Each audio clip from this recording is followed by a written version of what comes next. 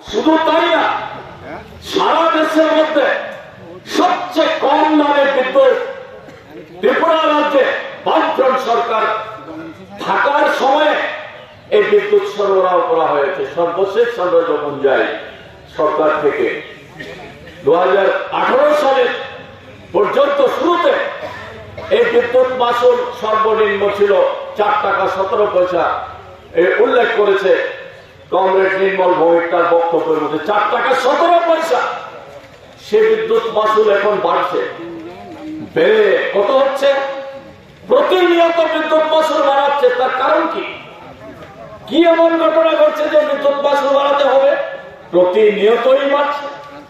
আর বিদ্যুৎ এখন পাওয়ার ক্ষেত্রে 2 ঘন্টা 3 ঘন্টা 4 ঘন্টা বিদ্যুৎ নেই।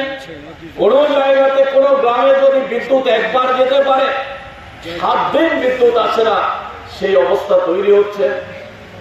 আর এই বিদ্যুৎ লাইন সারাই করার জন্য, এই বিদ্যুৎ সাপ্লাই দেওয়ার জন্য তার যে ব্যবস্থাটাকে ছিল বামফ্রন্ট সরকারের সময়েও এই ব্যবস্থা দ্রুত বিদ্যুৎ সারাইয়ের ব্যবস্থা ছিল, সঙ্গে সঙ্গে ব্যবস্থা, অফিসে ফোন করার সঙ্গে সঙ্গে তারা ব্যবস্থা নিতেন।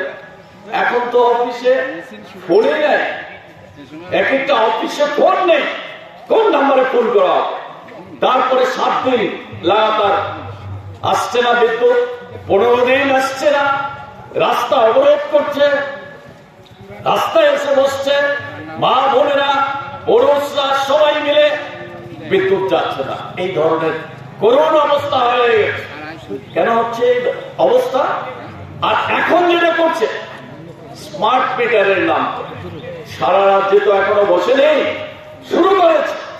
এই স্মার্ট মিটারের কুফল যে কি হচ্ছে সেটা আপনারা বুঝতে পেরেছেন। 3 গুণ 4 গুণ তার চেয়েও বেশি বিদ্যুৎ মাসুল গুনতে হচ্ছে স্মার্ট মিটার বসানোর ফলে। এখন যে মিটার আছে প্রতিটা বাড়িতে বাড়িতে ডিজিটাল মিটার, কোথায় তার ত্রুটি? কেন এটাকে পরিবর্তন করতে হবে? এই পরিবর্তন করার জন্য গ্রাহককে কেন টাকা দিতে হবে? গ্রাহককে টাকা দিতে হবে স্মার্ট মিটার বসানোর জন্য। তার যা মূল্য, সেই মূল্য 7,000 8,000 টাকা তাকে দিতে হবে। এই বিদ্যুৎ স্মার্ট মিটার যদি একবার খারাপ হয় সারাই করবে কে? তারও কোনো গ্যারান্টি নেই। কে করবে এগুলি? এরকম ভাবে স্মার্ট মিটারের মাধ্যমে কিভাবে বিদ্যুৎ নিয়ন্ত্রণ হবে, কমানো বাড়ানো সমস্ত দিক থেকে গ্রাহকদের সর্বনাশের দিকে নিয়ে যাচ্ছে। কার সাথে? এই স্মার্ট মিটার কারা বানাচ্ছে?